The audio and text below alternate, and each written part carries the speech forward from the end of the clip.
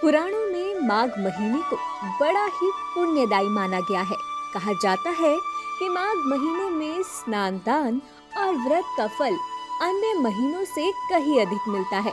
इसके अलावा इस महीने में पड़ने वाली एकादशी तिथियों का भी विशेष महत्व होता है। माघ शुक्ल पक्ष की एकादशी के दिन जया एकादशी का व्रत रखा जाता है।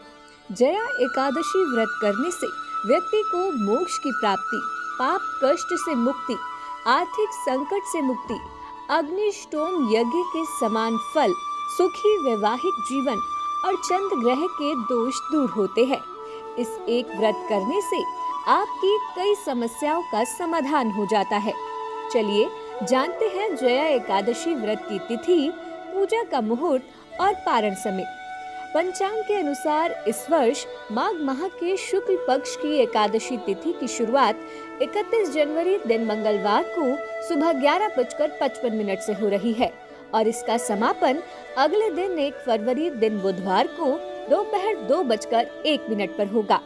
ऐसे में उदय तिथि को देखते हुए जया एकादशी व्रत 1 फरवरी बुधवार को रखा जाएगा। जो लोग इस दिन व्रत धारण करेंगे वे 2 फरवरी को सुबह 7:09 से 9:19 के बीच व्रत का पारण कर सकते हैं।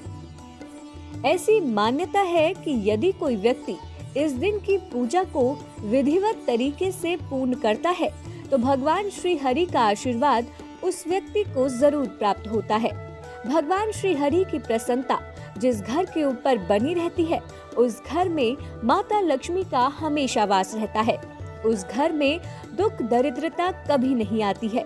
शास्त्रों के अनुसार इस दिन भगवान श्री विष्णु के नाम का जाप करने से पिशाच योनि का भय दूर हो जाता है। आइए जानते हैं जया एकादशी की पूजा विधि। इस दिन व्रती को सुबह जल्दी उठना चाहिए और स्नान करना चाहिए। इसके बाद पूजा स्थल को साफ करके भगवान विष्णु और भगवान कृष्ण की मूर्ति, प्रतिमा या उनके चित्र को स्थापित करना चाहिए और विधि विधान से उनकी पूजा करनी चाहिए। पूजा के दौरान भगवान श्री कृष्ण के भजन और विष्णु सहस्त्र नाम का पाठ जरूर करना चाहिए। तुलसी जल, फल, नारियल, अगरबत्ती और फूल अर्पित करने चाहिए। पूजा के दौरान भगवान के मंत्रों का जाप जरूर करना चाहिए।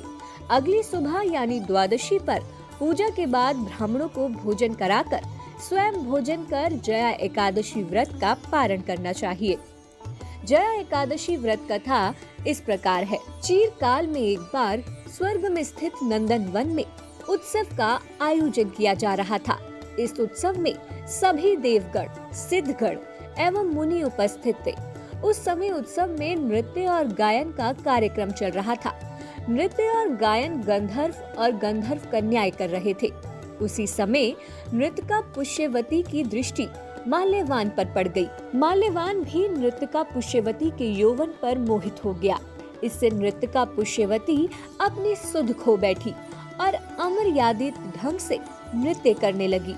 वहीं माल्यवान बेसुरा होकर गाने लगा। इससे सभा में उपस्थित सभी लोग क्रोधित हो उठे।